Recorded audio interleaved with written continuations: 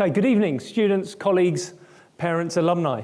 Whether you're here in person or dialing in from around the globe, a very warm welcome to our KMSS speaker series.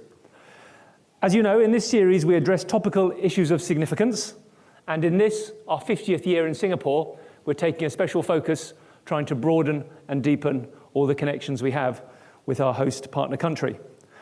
Singapore does, of course, exist in a very particular context. A young, spectacularly successful country, it's sandwiched between much larger countries in a geopolitically complex neighborhood. That poses many challenges, and today we're delighted to welcome Ambassador Bilahari Kausikan to speak to some of these and take some questions.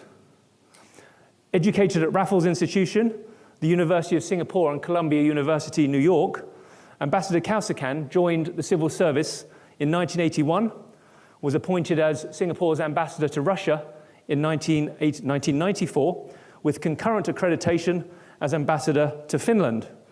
Multitasking, obviously. He went on to serve as Singapore's permanent rep to the United Nations, with concurrent accreditation as High Commissioner to Canada and ambassador to Mexico. Later on, he was Deputy Secretary at the Ministry of Foreign Affairs, second permanent secretary and permanent secretary. He's currently chairing the Middle East Institute at the National University of Singapore and is a senior fellow at SMU. No more. Oh, I was going to say, such is the Wikipedia entry, obviously out of date. A little bit more digging, however, also says that Ambassador Kausikan has been awarded many awards for public service, including something that I initially thought was the Irish Medal of Honor, the Order of Bernardo O'Higgins, which turns out to be from Chile. So anyway, interesting. I confess that I hadn't also realized that there are many of such awards given out, and Bilahari has mentioned more than I will care to go through now. Perhaps as important, certainly for us today, Ambassador Kausikan knows the realities that underpin diplomacy, and certainly diplomacy when it fails. His father was serving in Indonesia when the Singapore embassy was sacked by a mob. He saw the aftermath of that and speaks of it as his first lesson in the realities of diplomacy and the nature of our neighborhood. This realism is part of his signature approach. He notes that as one of the last generation of Singaporeans who can remember a poor, dirty, disordered and unsafe Singapore, he knows what is at stake as a diplomat. He knows what can be lost, and he advocates for the direct approach in protecting it. Quote, "Diplomacy is not just about being nice or agreeable. It is about protecting and advancing the national interest, preferably by being nice and being agreeable, but if necessary, by other means. Small states have limited options, which are usually obvious, and the obvious options are not necessarily nice." So as you can see, Ambassador Kausikan is known for his candid views and his keen insights on international affairs. And unlike most Singaporean diplomats, he is known to mouth the occasional expletive, it has been said in the press before. Good. Perhaps most importantly, he tells it like he sees it. Perhaps even like it is. Let's see. And he does that even when there are consequences. In 2020, for example, his commentary on Beijing's handling of the coronavirus drew the ire of the Chinese embassy, who condemned his article as an attempt to smear and misinterpret China's politics and leadership. I think we have an interesting evening ahead, hearing his views on international diplomacy, and afterwards we'll be able to take some questions and have some candid to and fro questions and answers. So, enough from me. Please let me hand over Ambassador Kausikan.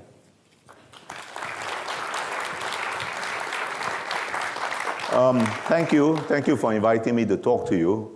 I hope, having listened to me, you won't consider it an act of reckless folly.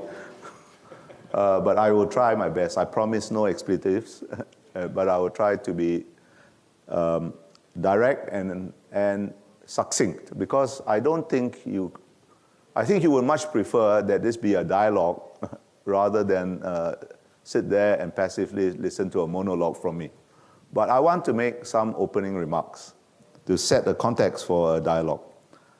I'm going to order my opening remarks in three clusters. First, very briefly, some things about the nature of foreign policy and policy making itself. Some of you may know this, but perhaps some of the students online need to know this too. Those of you in the working world will certainly know this. And some of the more common misunderstandings about diplomacy and foreign policy. And then I want to talk a bit about two substantive issues, which are the contemporary issues, which are the war in Ukraine and US-China relations, including a bit about Taiwan. And by way of illustrating the first part. And finally, I want to talk to you a bit about the role of small states in international relations and in diplomacy. With your permission, I will continue along those lines. I think I don't need this. Look, the first thing that we tell new recruits to the Foreign Service, or at least I used to tell new recruits to the Foreign Service, is that there are no perfect solutions to international problems, and sometimes there are no solutions. So please don't waste your time and mind by looking for perfect solutions, because there are none. And if you think that you have found a perfect solution, you are probably wrong, and trying to pursue it is going to cause much more trouble than otherwise would be necessary, absolutely necessary. All policy and foreign policy, more than any other policy domain, requires trade-offs. To do one thing means you do less of another thing, and there is no way and then there are some problems that can only be managed, they cannot be solved. And sometimes the process of managing a problem creates a different set of problems, which in turn have to be managed. And I used to tell my young recruits to the Foreign Service, you should not be discouraged by this because it guarantees at least permanent employment. Some of them got it, not all. Those who didn't get it didn't stay too long. The other point I want to make about diplomacy, and I don't think those of you in the working world will fall into this particular fallacy, but many still do. Because not many people pay too much attention to foreign policy, and there's no reason why you should, I mean, really, right? Unless you are professionally interested in one way or the other. It's not a movie. There are no good guys and there are no bad guys. And there are seldom very satisfying resolutions of problems, and certainly even more seldom, morally satisfying resolutions of problems. Secondly, this is not a sporting event where there must be a winner or a loser or a draw. Sometimes the outcome is indeterminate, and sometimes an indeterminate outcome is much better, more desirable than any clear-cut resolution, because a clear-cut resolution most certainly will cause another set of problems. And sometimes all you can do is to fudge over things and wait, because time solves a lot of things. I'll give you one example, and then I'll go to the second part. Some of you may know that on Christmas Day in 1979, Vietnam invaded and occupied Cambodia. And Singapore diplomats, in fact ASEAN diplomats of my generation, spent our formative years fighting against the Vietnamese occupation of Cambodia.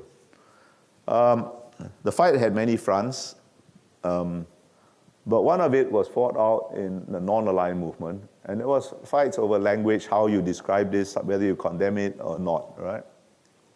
And there was one particular, I was a very young officer. I, in fact, just joined only for, a couple of years, actually, right? Less than a couple of years. And I was sent as part of the delegation to the non-aligned summit that was being held in New Delhi. India was then what you could call being part of the Soviet bloc, the loose Soviet bloc. It had a very interesting theory, which it didn't quite propound, but they certainly didn't object to, that the Soviet Union was the natural ally of the non-aligned movement. Now, if you are non-aligned, you don't have any natural allies, but never mind about that. Small technical detail. In other words, they're not a very sympathetic audience to us who are fighting against the Vietnamese occupation of Cambodia.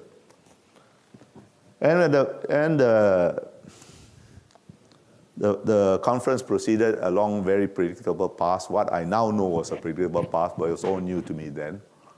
And the Soviet bloc and its sympathizers had one simple tactic. The simple tactic was to delay things and make decisions in the dead of the night, on the early hours of the morning, on the assumption, which unfortunately was not an unfounded assumption, that the non-communists had less stamina and will be tempted by the dives and the bars and the discourse of whatever city you were meeting in, and would soon disappear, and they would have the field to themselves. And that was by and large true, except that we had a small core of supporters, and we fought and fought and fought and fought. And sometime around 4:30 in the morning, I remember it clearly, the chairman of that particular committee, he was from an African country, I shan't name the country. I'll name it now, what the hell, he's dead long ago. It was Sierra Leone, right? Sierra Leone. And he said, no, this has gone on far enough, because they said something, we said something, they said something, we said something. He said, I am going to decide on a particular form of words. And he decided, and we in the Singapore delegation were all rather despondent, because we thought he had been unfair to us, and he had been sympathetic towards the Vietnamese. It was only 2 years later, when I had risen in rank a bit and was, number 2 in another delegation of a non-aligned meeting in a different capital, that we discovered that the Vietnamese thought that this chairman had been unfair to them and that his language was sympathetic to us. Then, of course, we started defending that form of words to the death. I tell you this to show that sometimes things are indeterminate and things are never what you think they are. And that's a characteristic of diplomacy. You have to make decisions with imperfect information, with information that is certainly incomplete, sometimes deceptive, but the imperative of doing something is always there. You can't wait until you have perfect information about everything before you take some action. And even not taking action has to be an action. In other words, you decide to do nothing. You don't do nothing because you're paralyzed by complexity or paralyzed by lack of information or something. Right? Now, that's the first part. Let me go to kind of 2 particular issues, the war in Ukraine and US-China relations. Now, before I go into that, one more general comment. I think unless you've been living on the dark side of the moon, it cannot have escaped you that the world is now in a more than usually uncertain state of affairs. And the primary cause of this more than usually uncertain state of affairs is great power competition, as illustrated by the war in Ukraine and US-China strategic competition. But I think we have to put this into perspective. I'll deal with these 2 issues in due course, but we put that into perspective.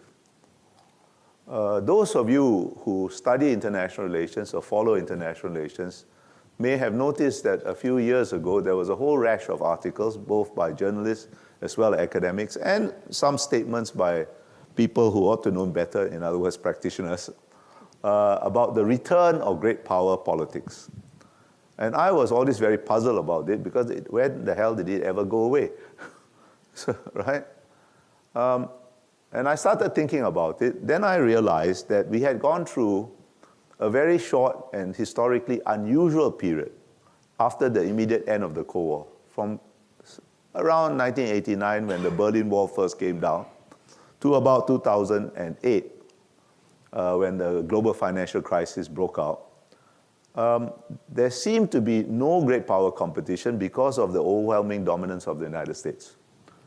1989 was a significant year because in that year Tiananmen broke out. China had not yet taken off. It was laying low after the Tiananmen massacre.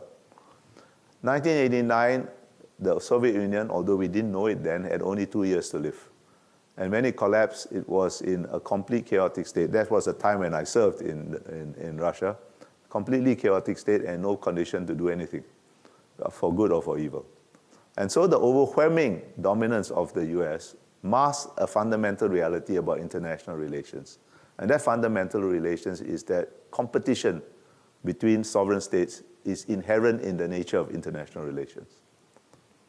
Now we are back to a more historically normal period of world history. And I tell you this because I think there's a very important lesson to be drawn. People have short memories, and they've forgotten that we have gone through this period before, which in some ways was more dangerous than the contemporary period of great power competition. Because in many places, the Cold War was hot, right, for 40 years. Now, we collectively and we in Singapore successfully navigated that period of great power competition. And there is no particular reason why we should not successfully navigate this particular period, although in some ways it's more complicated. In other words, my lesson always to people is don't panic. We have seen this movie before, we've lived through it.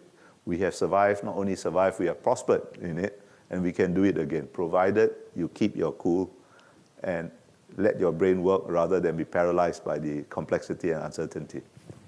Now, with that said, of course, there is a war going on in Ukraine, a very brutal war. But I want to point out something about this war. It's not unusual, you know. It's only unusual because it's being held in the heart of Europe. And to put things bluntly, white people are killing each other for a change. If you ask a Middle Easterner, if you ask an African, violence, interstate violence, intrastate violence, has been a constant reality for him or her, right? With all the consequences. It's only because it's in Europe, and for once, white people are killing each other, that people pay more attention. Of course, the war in Ukraine has its own particular dangers because one of the participants is a nuclear-armed state, right? But violence is common. You ask any Middle Easterner, he's been living with it. You ask Africans, he's been living with it. And even in certain parts of Asia, they have been living with it for decades. And that's why I think while the West has been doing very well holding itself together, at least so far, I think they have been rather complacent about the global South, where the support for this war is rather tenuous at best. You live in Singapore, and Singapore has taken a strong and clear position on this for obvious reasons. As a small country, you can't take a big country invading another smaller country. Ukraine is by no means small, but it's smaller than Russia, lightly, right? So you have to take a strong position. But for most of the other ASEAN countries, most of Southeast Asia, this is a rather distant thing, a rather abstract idea. So they may support the war, they may understand the principle involved, but it's in a rather abstract and distant way. I think we should bear that in mind. Now, at this point of time, I cannot envisage any lasting political settlement. The political conditions for coming to a political compromise are just not there. President Zelensky of Ukraine has asked his people to make tremendous sacrifices, and they have responded heroically. How can he, under these circumstances, tell his own countrymen that we need to settle politically, and that will probably mean giving up 1/5 of our country? He'll be lynched from the nearest lamppost by his own people, not the Russians. On the other hand, Putin cannot admit defeat, because if he admits defeat, he has been defeated in all but name, but he cannot stop fighting, because if he admits defeat, what would he end up with? Even if Zelensky was prepared to relinquish 1/5 of Ukrainian territory, he will end up where he started in February when the war started. And after the immense losses, I mean, we don't know how much the losses are of men and material, but they are certainly great, right? How can he portray that as a victory? He has to keep on fighting. On the other hand, while the Ukrainians have done far better than anybody had imagined on the battlefield, I don't think they can push the Russians out of Crimea and Donbass. They don't have the capability. And if by some stroke of luck, they look like they might be able to do that, the United States will stop them by regulating the supply of weapons, because it is not in the United States' interest to push Putin into a corner where he feels more desperate. That's the hard reality. Ukraine is a serious and dangerous situation, but it is actually a second-order issue. The first-order issue is US-China strategic competition, and Ukraine is just the proverbial chicken that is killed to scare the monkey being China here. Right? Whether the monkey got the lesson or not is something we can discuss later, but that is the hard reality. In ours, the US has really very little incentive to stop fighting, to impose a solution on Ukraine, to force Ukraine to accept a solution. Because I think it's just politically untenable given the state of US domestic politics these days. So what is the outcome? The outcome is probably going to be a long, painful, grinding war that will go on for at least a couple more years. I hope I'm wrong, but the outcome will be a frozen conflict.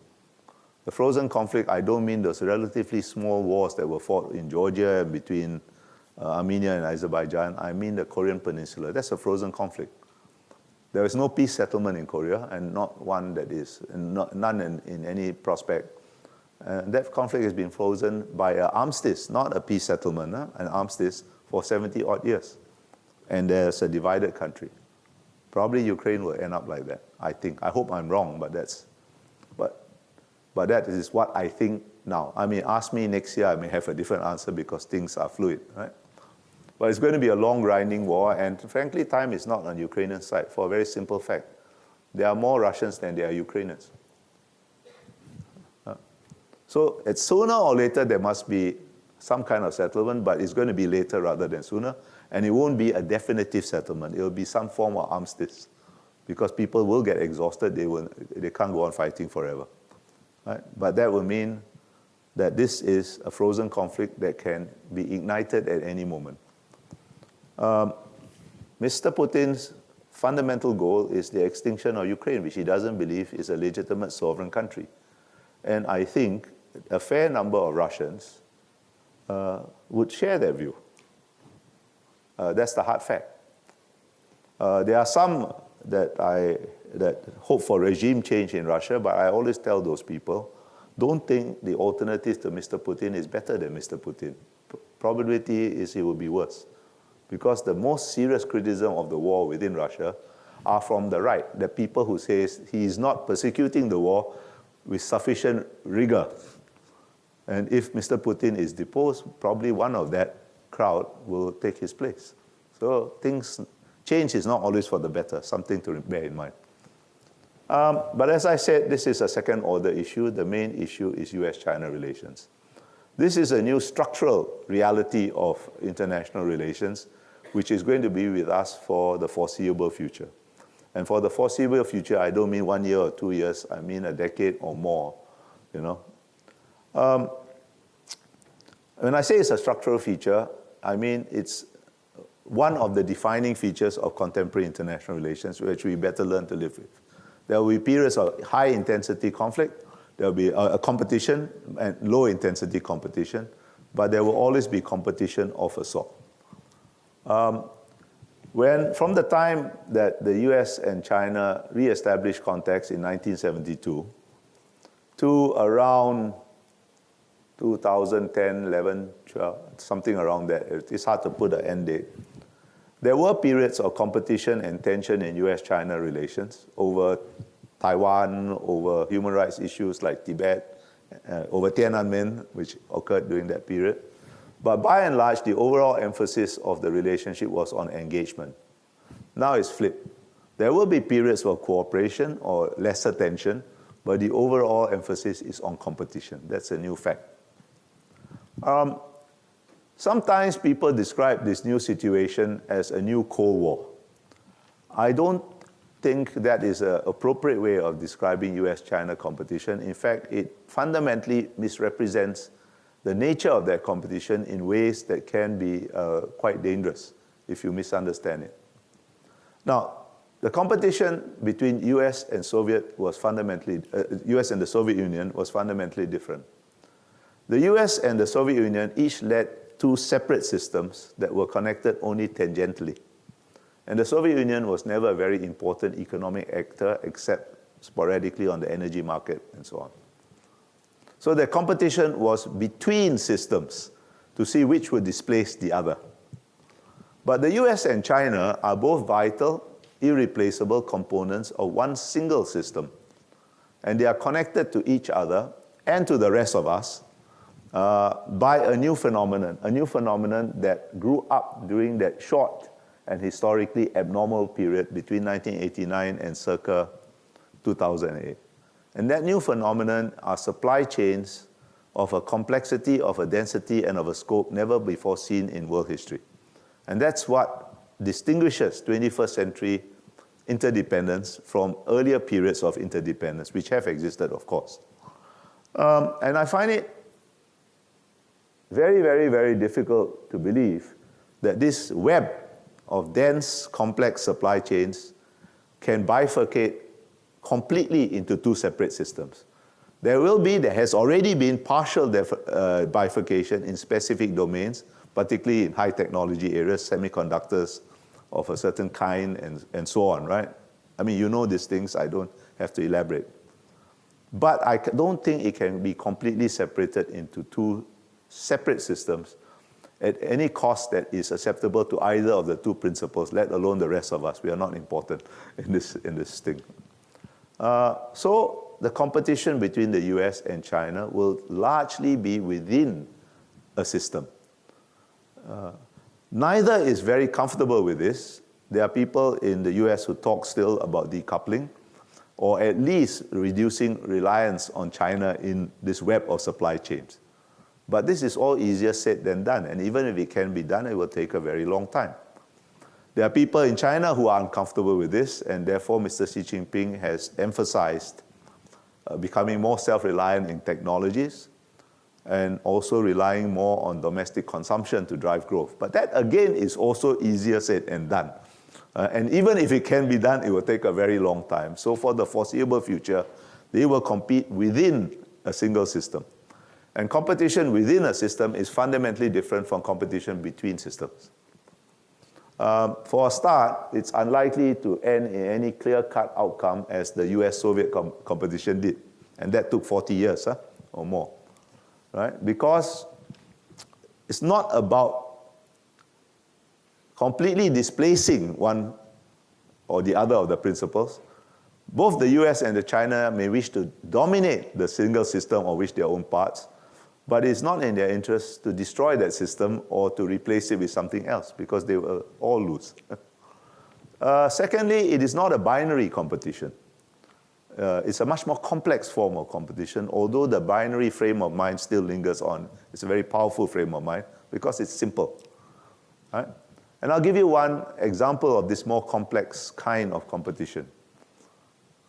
I think we all know that semiconductors, particularly at the higher ends, have emerged as a very serious Chinese vulnerability because the semiconductor supply chain is one of the most complex. And all its most vital nodes are held by the US or its friends and allies. And that is true whether you're talking about the fabricators, that's true whether you're talking about the producers of the machine tools that you need to make high-end chips.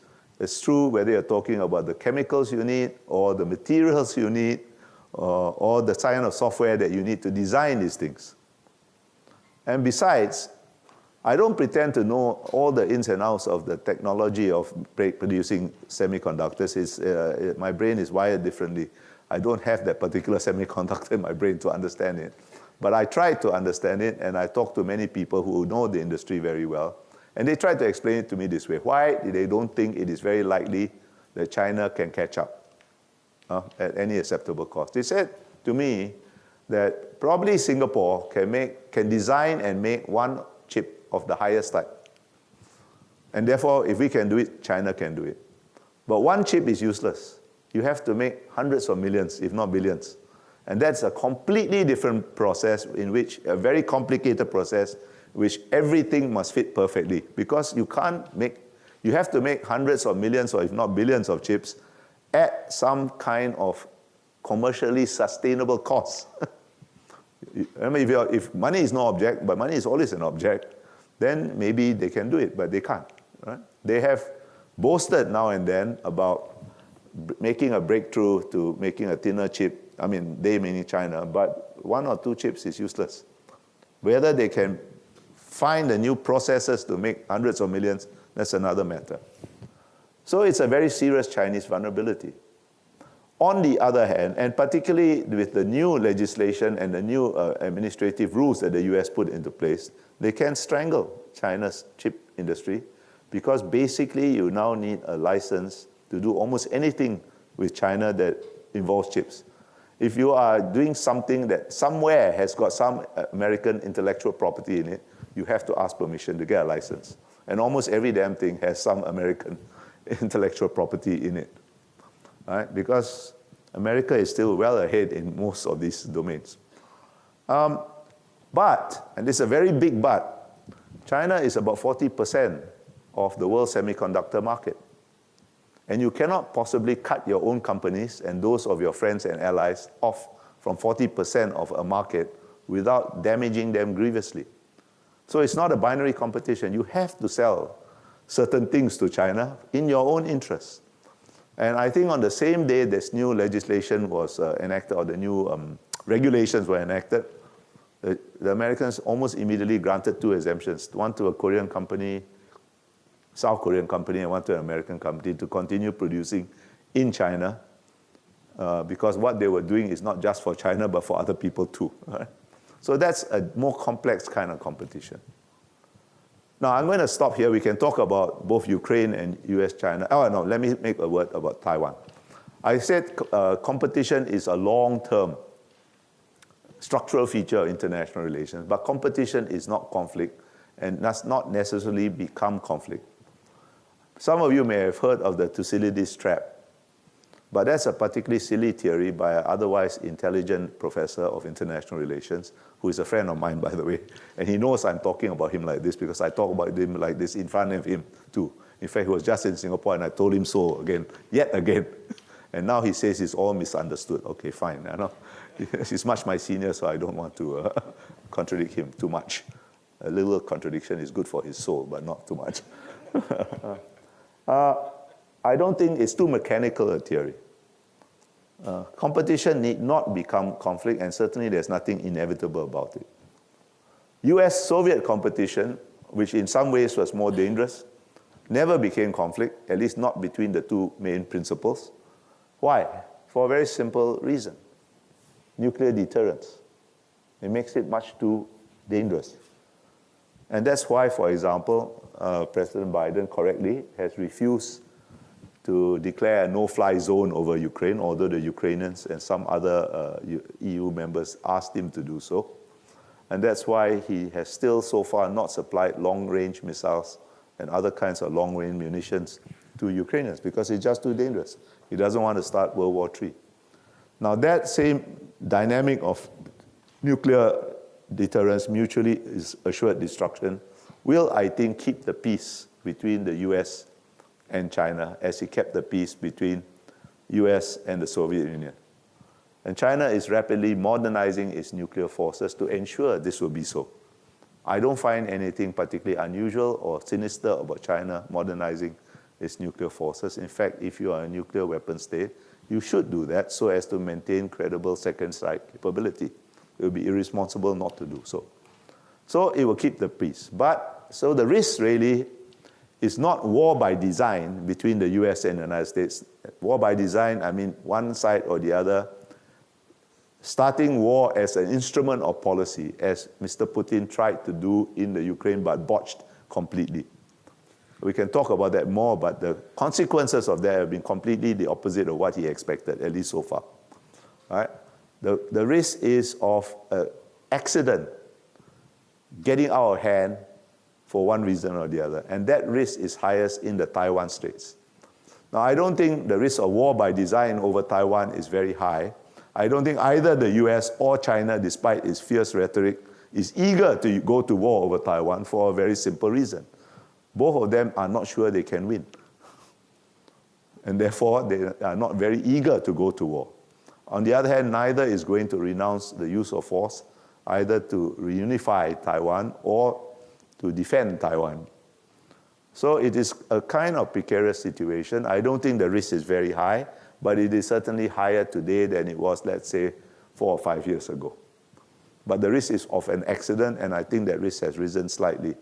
We can talk about that if you like, but the new factor is the recent local elections in Taiwan. But I don't want to go into too much detail about that, but we can talk about that later. So now the last point, how does a small country position itself in all this? I mean, the simplest answer is, of course, very, very, very carefully, right? But I will tell you what I have also spent several decades telling young recruits to the Singapore Foreign Service, which I am glad to report to you that is now quite internalized, although I'm no longer there. I still teach in the Diplomatic Academy. But I always tell them to start from this premise. As a small country, you are irrelevant.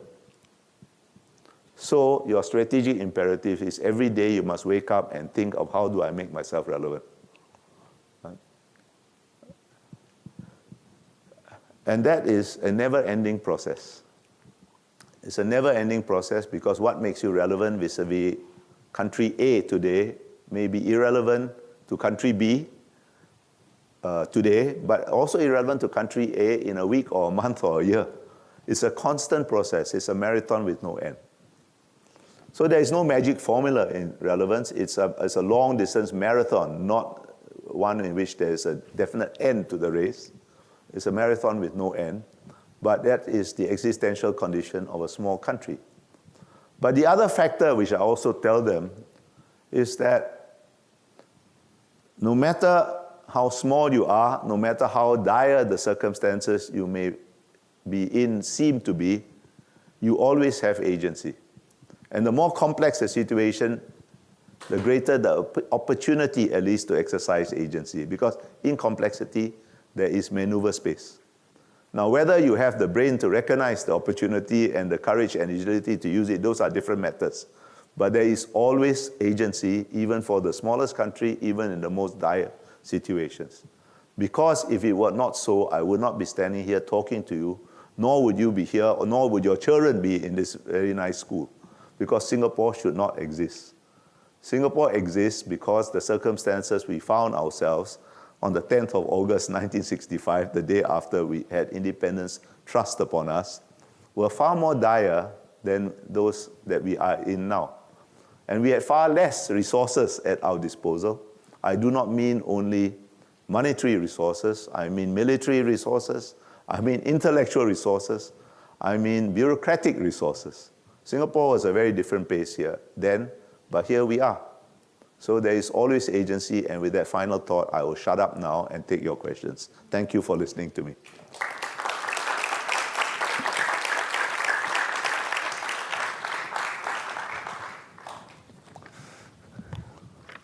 Shall we sit down? Yep, let's sit down. Yeah. So thank you, Ambassador Kausikan, for such an engaging talk. I mean, you set out the general picture as you see it, and you exemplified it through Ukraine, Taiwan, and the strategic competition. And you made a few remarks about Singapore. I know underneath many of your remarks, there's a sort of a realist approach of deal with the world the way it is. I wonder if it's worth us thinking about the alternative of idealism. Would a cynic say that nations only use principles as a fig leaf? Strong nations use it to hide raw power, and weak nations use it to hide their weakness and try and get leverage. At the end of the day, is it the case that it is just about being realistic in terms of power, and moral principles really have no place to play in international relations?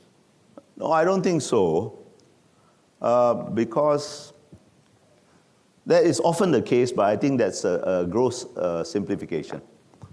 Because even if you want to achieve something idealistic, or you want to achieve anything, you have to start from the premise of taking the world as it is, not as you wish it to be, right? Because otherwise you will never get to where you want to be. So this idea that there is a difference between idealism and realism is a very simplistic idea. To try to advance your national interests is not, I think, an ignoble end. Of course, you don't have to define your national interest in a very narrow ways, and most countries don't most of the time, right? You can define it in terms of support for international law or support for regional organizations like ASEAN, and that's also your national interest.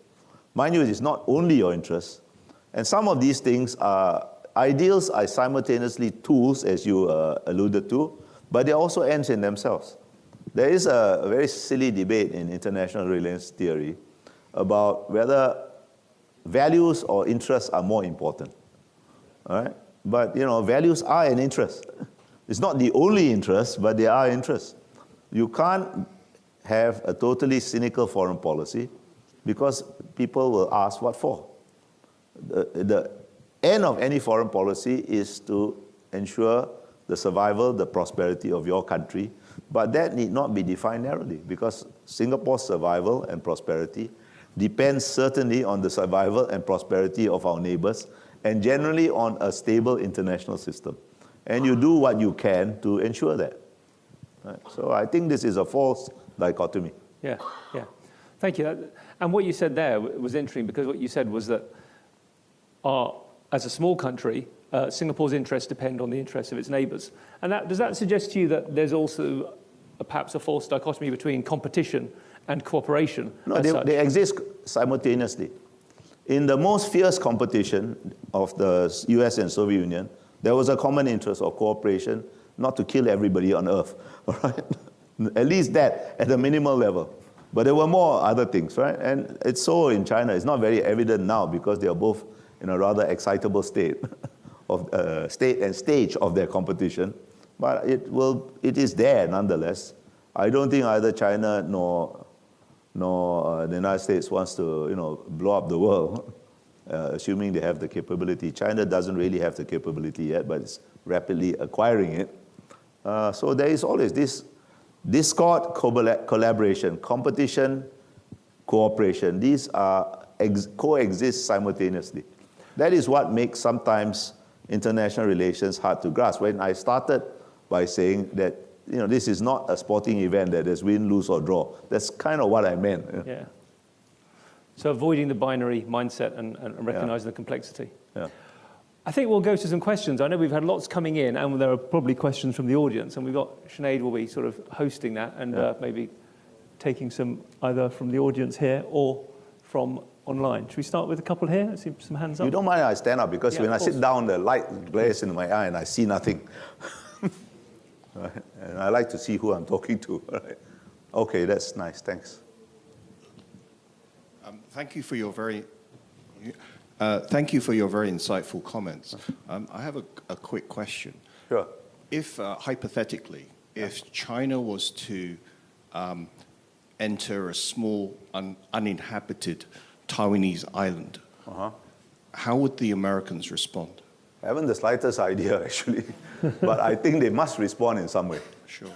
Not necessarily a full-blown war, because it's not worth it, but not to respond would be to invite further encroachments, right? So they will have to do something. But what exactly they do, haven't a clue. Fortunately, I was only working for the Singapore Foreign Service, not the American Foreign Service. One of the advantages about small countries, you don't have to face this kind of problems. Okay? You can elude them as I just did your question. Sure. Can I have a short follow-up question as well? Sure. Under what circumstances would China be tempted to enter the Taiwanese mainland uninvited? Okay, you must invade. Sure. You're more diplomatic than me. Enter uninvited. I must remember that phrase. Okay. No, I think China is not eager to fight because if he fights, he must win. Mr. Putin can probably survive this mess he has made of Ukraine, but there is no Chinese leader that can survive if he botches up an invasion of Taiwan. And even I think the Chinese Communist Party's legitimacy will be seriously shaken, right? So if they fight, they must win, and they must probably win pretty quickly. Now, an amphibious operation is the most difficult kind of military operation to carry out. Those of you who are Singaporeans and serve national service will know this because even a minor sea hook, the only thing you can be sure of, something is bloody going to go wrong. right? Because it's a sea, after all, you can't control the damn sea, right? So I don't think they're eager. But there are two situations where even if they think they are going to lose, they must fight. Because no Chinese leader can survive not fighting under those two circumstances. One is if China revives its ambitions to acquire nuclear weapons. It had those ambitions in the 1970s, and they were beginning a nuclear weapon program with the help of Israel. But the Americans slapped down both Israel and Taiwan. But those ambitions have never gone away. They are still there. I know that, right? That is not a very likely scenario, right? But the second scenario where the Chinese must fight, if Taiwanese internal politics takes a turn where a Taiwanese leader comes to power that is reckless enough to declare independence unilaterally or push the boundary too incautiously, they go over a red line that must exist, but nobody is quite sure where. Even the Chinese are not sure where the red line is. They all know there is a red line, but nobody knows where it is. That's the danger, all right? But of course, a unilateral declaration of independence is just too far. Now that, unfortunately, is not a totally implausible or unlikely scenario. And that's where I said the recent local elections in Taiwan may have made it slightly more probable. Now, local elections are local elections, all right? I mean, in Taiwan, they are really local. Sometimes the issues are very, very, very minor, and sometimes it's just personality. And generally speaking, whoever's the incumbent government doesn't do very well in local elections, whether the incumbent is the KMT or the DPP. That's the general dynamic.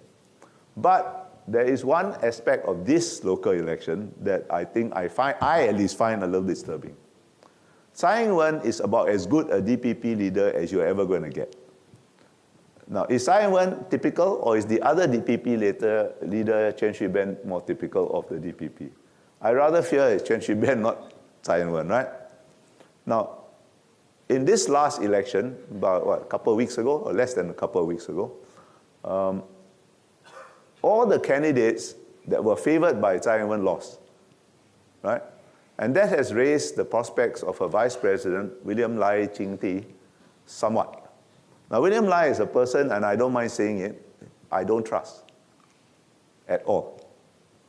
He is not a very responsible man, but he's probably more typical of the DPP kind of leader than Tsai Ing-wen. And I don't trust him because I was recently in Japan, and I was told on very good authority by people who were there, he gate-crashed former Prime Minister Abe's funeral. It's the private family funeral. Now, what kind of character gate-crashes a funeral? Are you going to trust this kind of character? No, and that's just the latest thing he has done. So, insofar as his political prospects have slightly improved after the thing, I'm slightly more pessimistic about Taiwan. So these are the two conditions where even if they think they're going to lose, they've got to fight. Thank you. Yeah. Well, somebody up there. Maybe the gentleman on the left, my left, and then you with the gentleman, well-dressed gentleman with the coat and tie. Do you think it will be in the interest of the U.S. to enter a mutual defense pact with Taiwan to prevent conflicts from arising in the first place? No. I tell you why. I have been watching Taiwan for a very long time. I think it's one of the worst kept military secrets that the Singapore Armed Forces trains in Taiwan. And I went there for military training first in 1977. And I went back regularly until I was 50 years old when my military obligations are over. And I've seen two trends in this quite long period of time. One, I have seen a degradation of the Taiwanese will to defend themselves. Now, for a variety of reasons, mainly due to their domestic politics, they have reduced their period of national service to 4 months. Now, 4 months is just about time to teach a soldier not to shoot himself in the foot. That does not seem to me to be a very strong indicator of a strong will to defend yourself, right? And you ask American defense contractors, they're very happy to sell stuff to Taiwan, but the Taiwanese want to buy the wrong stuff or not enough of the right stuff. I can go into that later, but just take my word for it, right? So that's one trend. The will to defend themselves is declining. At the same time, their sense of entitlement is rising, right? The sense of entitlement is rising, then the logic is very simple. I'm such a nice democracy. And moreover, I'm the only Chinese democracy, therefore you must defend me. And these days, I'm such a nice Chinese democracy and I have semiconductors, therefore you must defend me. Now that is a very dangerous frame of mind when it feeds into Taiwanese domestic politics. And if you have a guarantee of being defended, it'll get worse. They will do very reckless things. Strategic ambiguity, which is the American policy, I hope it's still the American policy, has two aspects. One is what will America do? But connected to that, what is the status of Taiwan? And what will America do is meant to keep both the Chinese and the Taiwanese guessing so they will not get reckless. So a mutual defense treaty will destroy strategic ambiguity, and it will probably, with these two trends I have described to you, if I'm right about them, I'm not saying I'm always right, but if I'm right about them, will only enhance that sense of entitlement, which can have very dangerous consequences. The other gentleman? Hello. You. Yes. You spoke about the US-China strategic competition, and Singapore has this unique role in being is it on? Yeah, Singapore has this unique role in being favored by both, or treading carefully between both at least. Some suggest that this therefore means that Singapore should serve as an international diplomacy hub, for example, the base of a lethal autonomous weapons agency. You've got a realist opinion. Do you think Singapore's diplomatic ministry would be open to taking such a role, like an Asian Geneva here an Asian Geneva from No, Europe? if we do want international organizations to anchor themselves in Singapore, and some have, right? However, that's a very different thing from playing a role. In this particular instance of China-Taiwan relations, there is no international organization or any third party that has a significant role to play. If there is a role to play, unfortunately, the man is dead. I think the late Prime Minister Abe was probably the only person who could go and tell the Taiwanese, don't go too far. We support you, we like you, we'll help you, but don't go too far. He's the only one who will tell them, and with any prospect of them listening. But he's dead, right? There is no role that I can see that any third country or any international organization can play. China and Taiwan have met in Singapore twice. But our role was to provide the tables and chairs, and serve some tea and coffee. We didn't try to play a mediating role. We just provided a relatively neutral place for them to meet. But it's those two that need to meet. And they are no mood to meet these days. And if I could follow up briefly, if I could get your opinion then beyond Taiwan, looking at new technology challenges, such as from artificial intelligence or from sort of the new frontiers where we see a lot of international diplomacy is starting to revolve around. Do you think Singapore, with its innovative governance, and do they have more of a role to play there? Well, we are trying to play a role in the negotiations for regimes about some of these new technologies. For example, cyber crime, cyber thing like that. But it's a long haul thing. We are only at there are no rules, about the use of, say, cyber warfare. There are rules about kinetic warfare, but there are no rules about cyber warfare. And we are trying in the UN and other forums to try to develop. We are playing a role. I mean, our Perm Rep to the UN is now chairing a committee to try to put up some parameters about cybercrime. It's going to be a long, long, long haul, and we're only at the very beginning. But I won't exaggerate our role, nor will I denigrate our role. But we try where we can. But in these new domains, we are only at the very beginning, internationally, right? So how they will evolve, how any country is going to play a role is yet to be determined. We are all making it up as we go along, which is usually the case in international relations. Thank you. That's how it works, You can't predict what's happening. Actually, that's how most people live their lives. While we're getting the microphone down to the next question, I have something coming in online. Yep. So if I may ask this question. What do you make of the discussion of multipolarity, with India and some regional or middle powers becoming more geopolitically ambitious? Do you think there are countries, especially in the global south, that might seek a strong Europe and a strong Russia, if anything, as an antidote to US-China competition? Well, I don't think anybody is seeking a stronger Russia as an antidote to US-China competition, because Russia is now totally dependent on China. There's no other friend. But this is already a multipolar world, you know. And that's good news, because in multipolarity, there's maneuver space. Look, Asia in particular, Indo-Pacific, Japan is there. Since the 16th century, Japan has defined a large part of its identity as not being part of China. Ditto Korea, North and South. If anything, the North Koreans are even more suspicious of China than the South, and certainly more suspicious of China than they are of the United States. Okay, I've been there several times. Certainly Vietnam, certainly Korea, certainly India. So it is already a multipolar world. And that's good news for countries like Singapore, because in multipolarity, there is maneuver space. Now, imagine if there's only one pole. Then you have no agency, you have no room to maneuver. You just do as you're told. If there are two poles, you have slightly more room. But if you have many poles, in principle at least, you have a lot of room to maneuver. Now, again, whether you have the wit to recognize the opportunity and the ability, the courage, because it takes some courage sometimes, and agility to take advantage are different matters, but in principle, multipolarity is good. This is already a multipolar world. Thank you. That unipolar moment was very short, I told you. It's just that 20-odd years between 89 and 2008. Therefore. Yeah, sorry, somebody else? Thank you. Over here. Yeah. In your book, Singapore one? is not an island. Okay. You quote Mr. Lee Kuan Yew saying that a small country is practically a joke. No, he said in the 20th century, small island states are a political joke. Yes. And you follow on by saying that because there's so much at stake for Singapore, that implementing unpopular policies at times is important or is necessary. And so 50 years ago, when independence was thrust upon Singapore, it seems almost to have... 60 years ago. Almost 6 years ago, yes. 60 years, 57.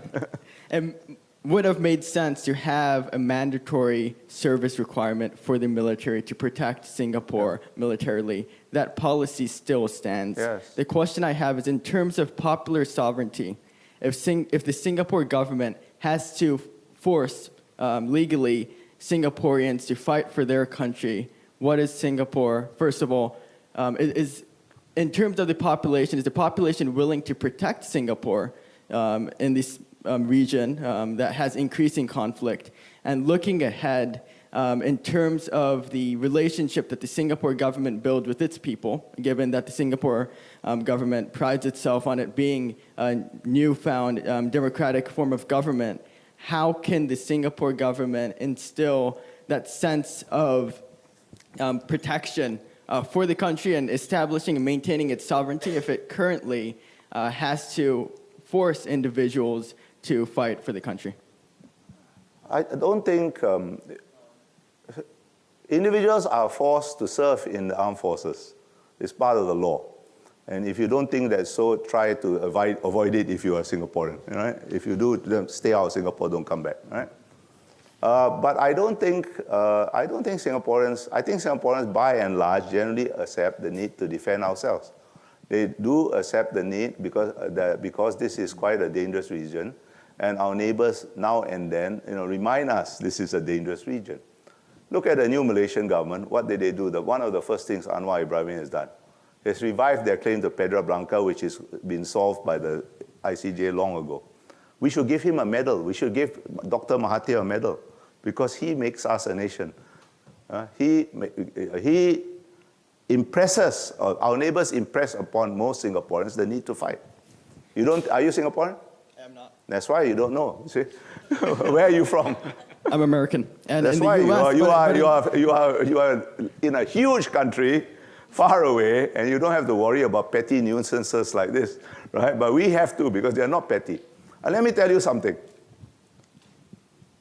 In 1991, our neighbors, both Malaysia and Indonesia, thought it was a jolly good idea to hold a joint military exercise, a parachute drop. It wasn't very large scale, but it was in Kota Tinggi, which is quite close to Singapore. there is an unspoken rule. Of course, it's their territory, Malaysian territory, you can do what, but there's an unspoken understanding that they don't do military maneuvers too close, because it just gets us nervous, and when we are nervous, we are not very pleasant people. Okay? And just in case, this happened in 1991, and the date is significant, because that was just 1 year after Goh Chok Tong took over Lee Kuan Yew. Nobody doubted Lee Kuan Yew's resolve to defend Singapore, but they were testing Goh Keng Swee. What did we do? We mobilized our entire armed forces, including me.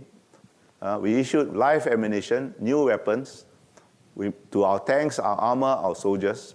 We moved all our armor and artillery and the bridging equipment to the jumping off points, the assembly areas, to invade Malaysia if they try anything funny.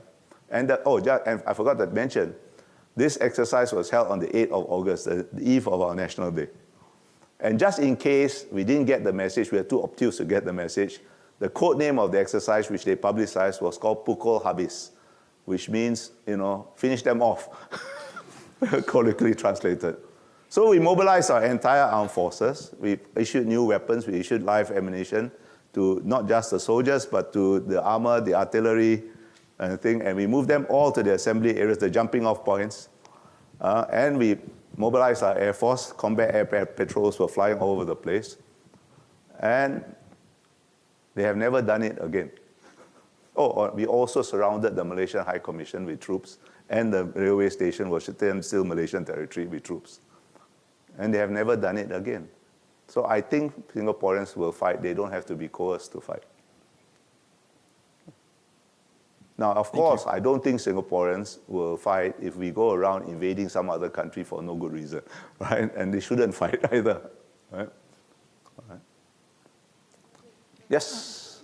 Mr. Kausikan, also closer to home, I was curious your perspective on the effectiveness and relevance of ASEAN, and if there's more that can and should be done in the context of Myanmar. Okay. First of all, the very fundamental purpose of ASEAN is to manage relations between its members. We are not a happy band of brothers singing in perfect harmony, because if we were a happy band of brothers, we would have no need for ASEAN. It is precisely because the most difficult bilateral relationships in Southeast Asia are among ASEAN members.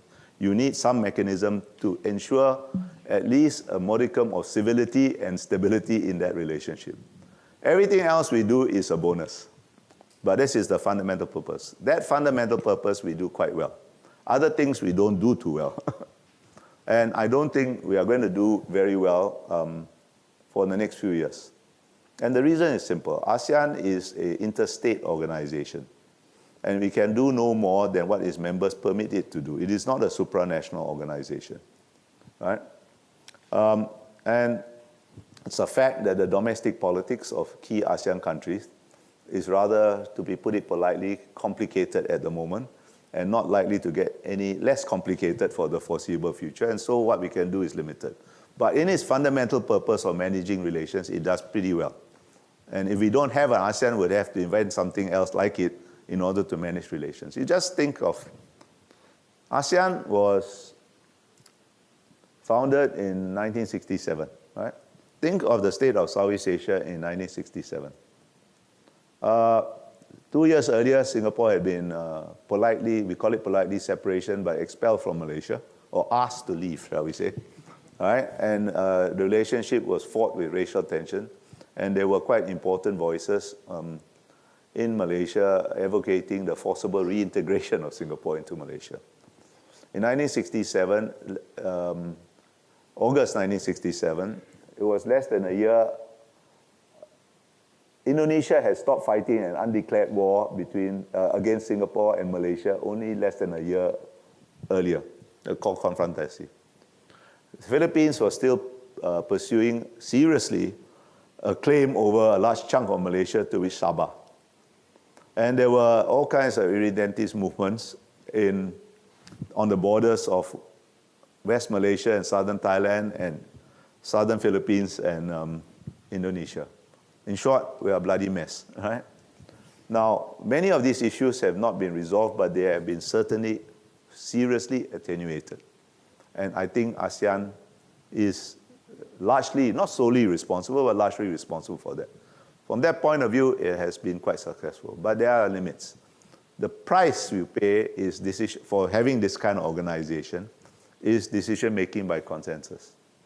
Now, Myanmar, I think ASEAN made a fundamental mistake over Myanmar. This latest thing, right? This latest coup.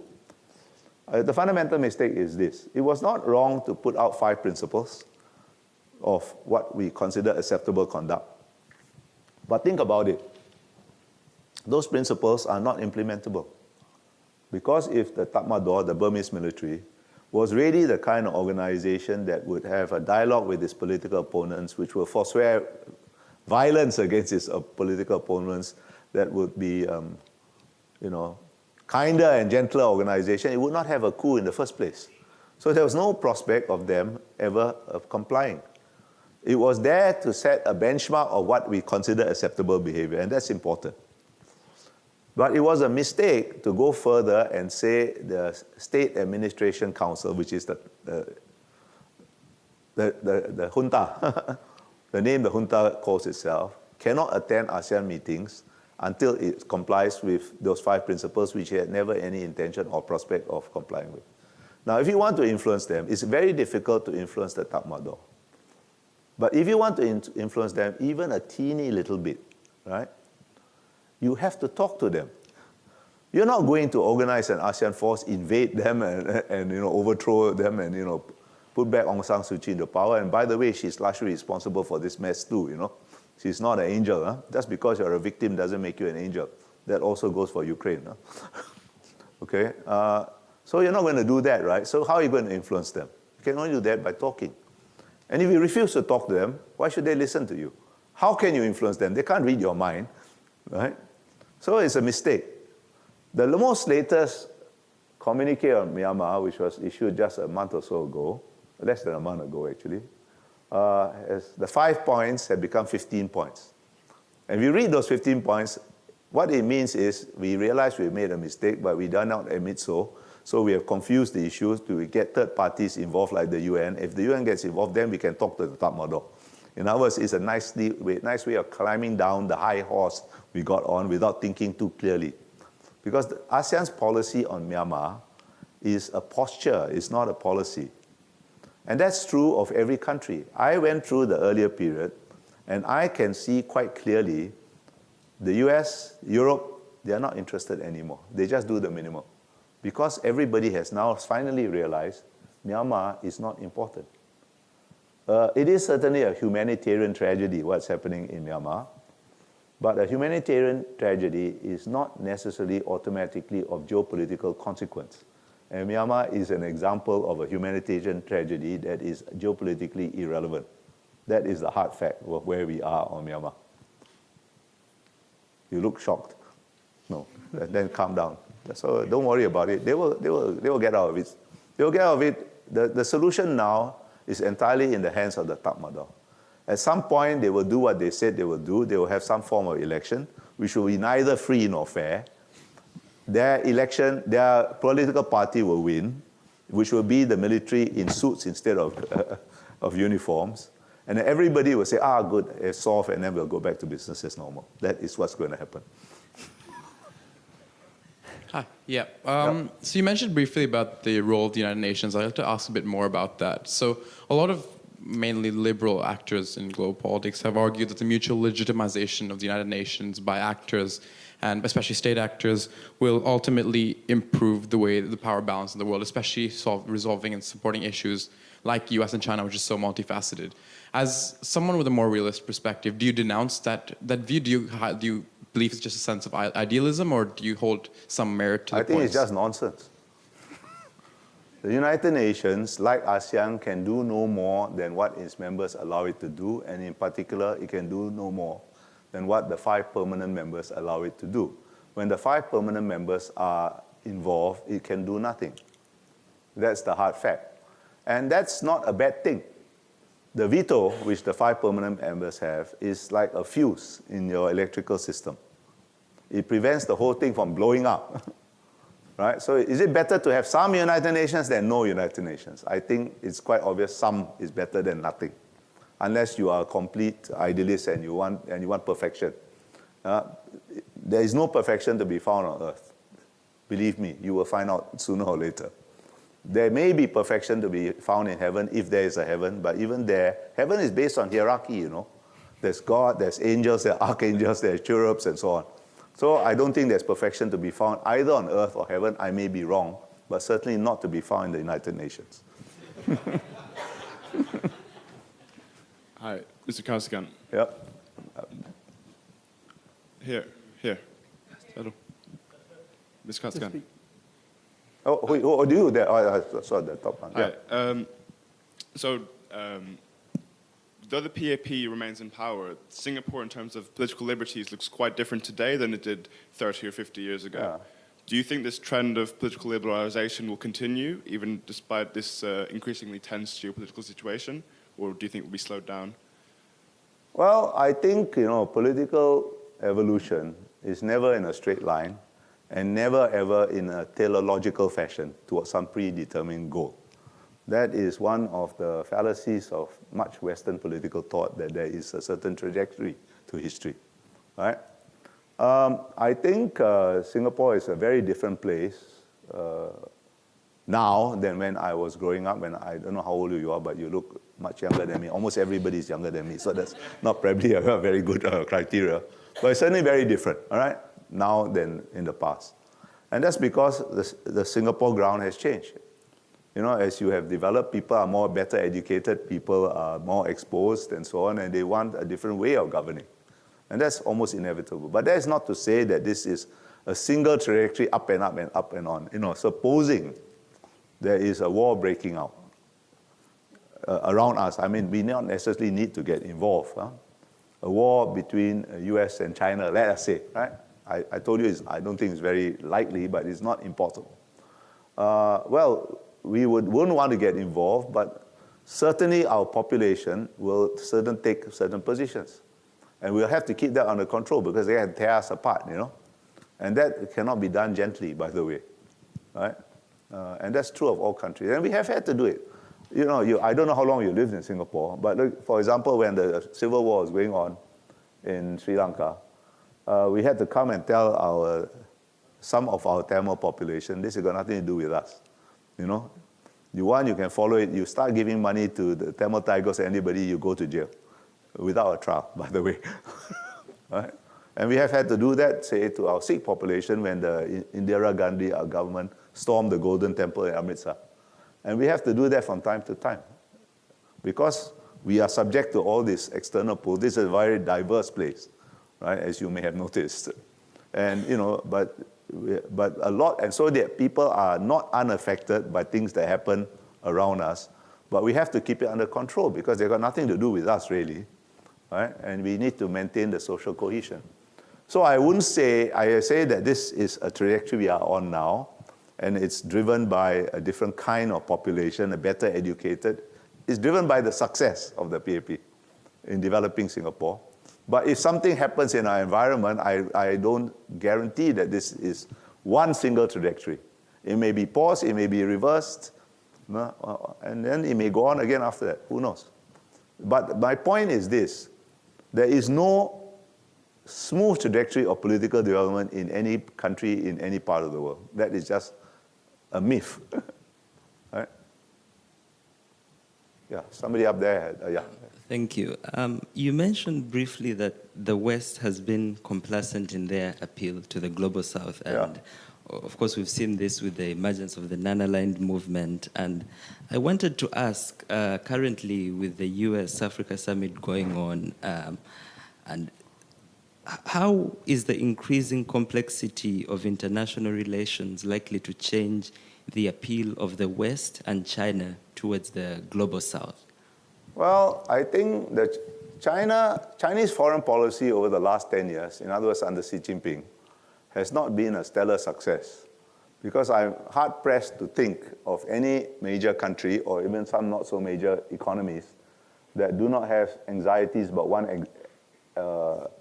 aspect or another of Chinese behavior. And that's as true of Africa as if anywhere else.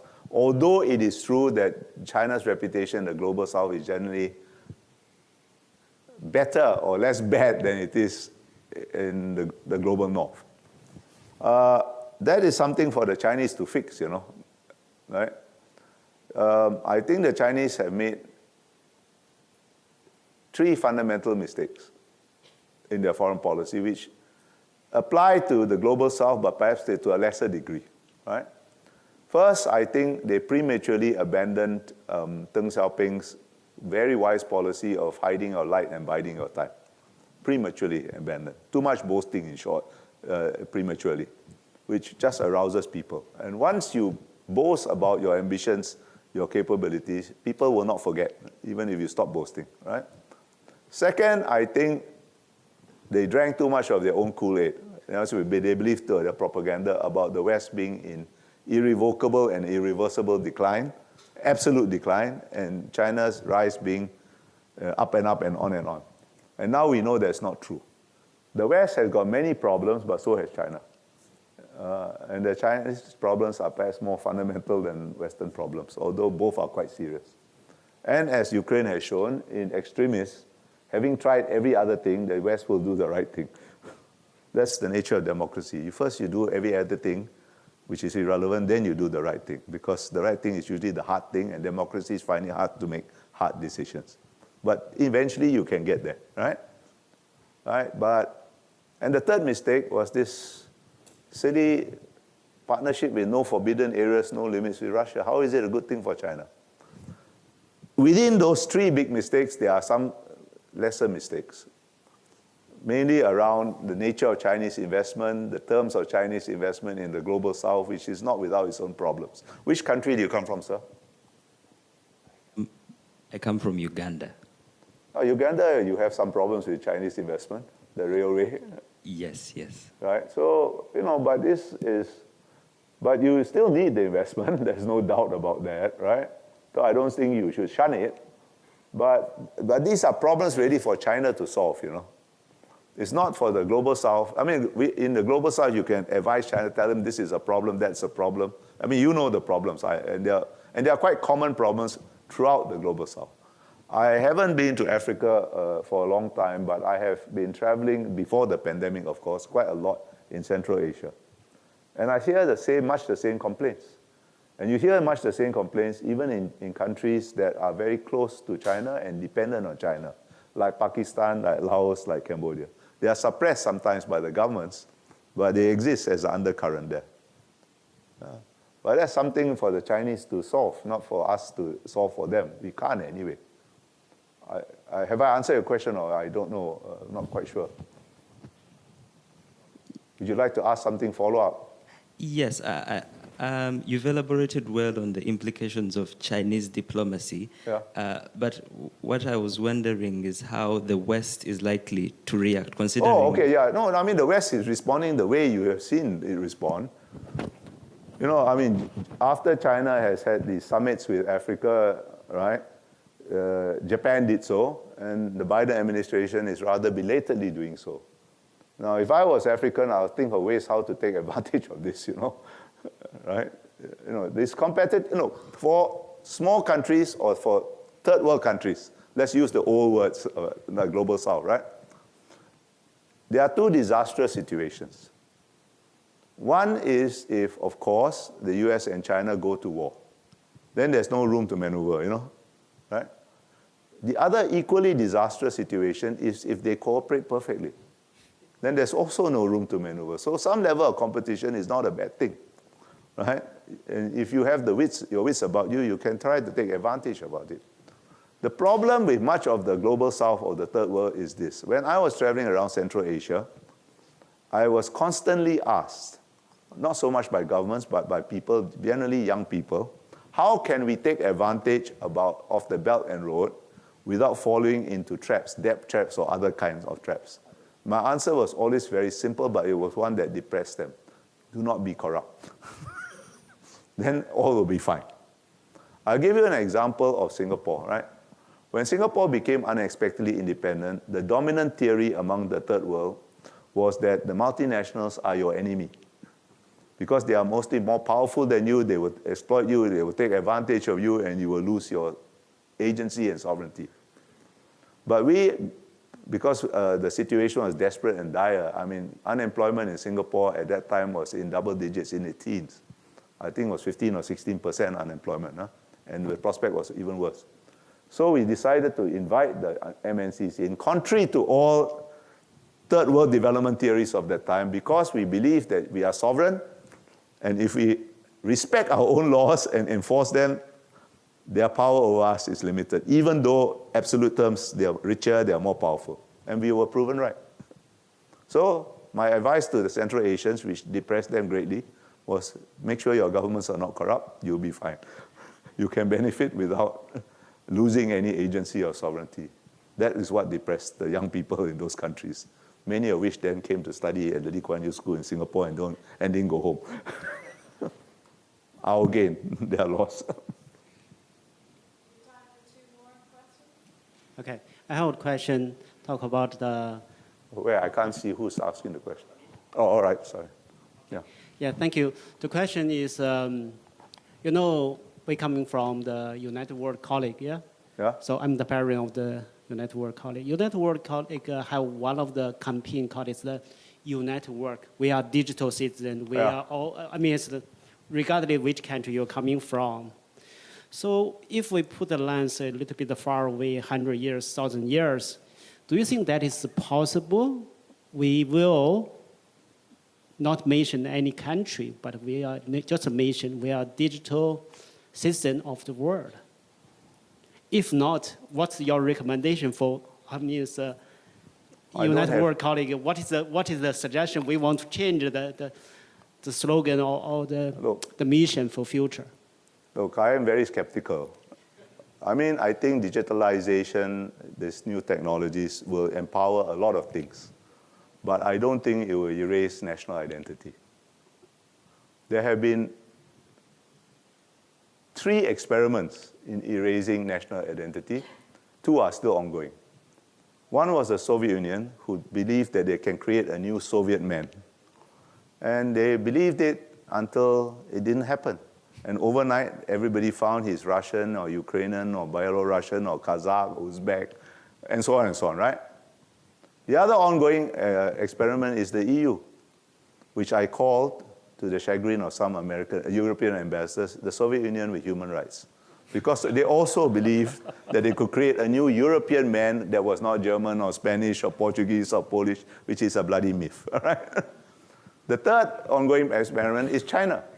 China has 56 nationalities, right? And they boast about it. But in fact, China is a Han country, right? Right? And their way of dealing with nationalities is to keep a few for touristic purposes and make the rest Han. And that's why they have a problem with Tibet and Uyghurs, because there are just too many of them. The other nationalities in Yunnan and all that, they are rather small numbers, so you can deal with them that way. But it's an ongoing experiment. Maybe you can make everybody Han. The southern coast of China in ancient times during the Han Dynasty was not considered Han. It was colonized and made Han, right? But there are 2 peoples at the northern part of China and the southern part that accepted a lot of Chinese culture but just refused to become Han. That's the Koreans and the Vietnamese. You look at Korean traditional political culture and Vietnamese traditional political culture, it is 100% China. Chinese political culture. In fact, Koreans are the only last remaining Confucians.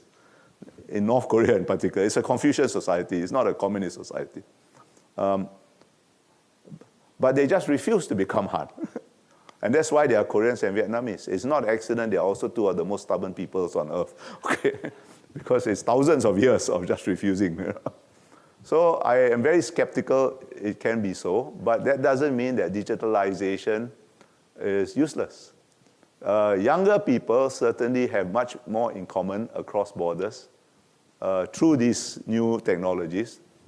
But whether the state system will disappear, whether we will all become, one nice, harmonious human race and hold hands and sing Kumbaya, forgive me if I'm rather skeptical about that. What is my recommendation? It's not for me. I'll be dead long before this happens. It's for you to go and think about something to do. And on that cheery note, I shall stop. One final question, yes. Yeah, I just had a follow-up question on Singapore's political system. So before, you were speaking about the success of the PAP, which has remained in power in Singapore for many decades. Yeah. Do you actually think that this lack of a strong opposition in Singapore might be a problem? And how do you think Singapore's political system might evolve to adapt to some of the changes that you mentioned? Look, every election is actually 2 elections.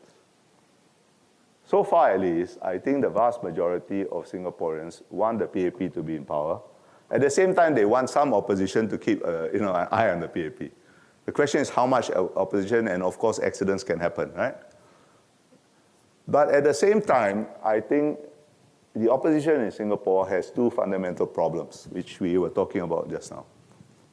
Singapore is a small place, right? And small countries, I said, never without agency, but the fact is, policy options for small countries are only within a very narrow range, right? And that range has been occupied by the PAP, so if you're opposition, you're finding it very difficult to come up with credible alternative policies. Because in small countries, there are only a limited number of things that can work. And mostly the government has already captured those things for themselves. The other problem is that the PAP is actually a very broad church, As long as you believe in a few very fundamental things, like first, don't be corrupt, which is, even if you're corrupt, you will say, I believe in not being corrupt. Don't be corrupt. I believe in multiracial meritocracy. Then you can join the PAP. There are all kinds of political currents in the PAP. You know there are at least 4 ministers whose fathers were detained under the Internal Security Act, and they are ministers today. All right? So as long as you, and 1 minister who was convicted for leaking official secrets. Right? So as long as you believe in certain fundamental things, you can join the PAP. It's a very broad church, so they absorb quite a lot of the political talent of people. Not everybody wants to pursue a political career. It's a very thankless career in any country, and becoming more and more thankless in Singapore too, because your constituents are never going to say you did a good job, It's against the nature of constituents to say you had done a good job. Right? So these are the 2 fundamental problems, but it doesn't mean that the PAP will be in power forever.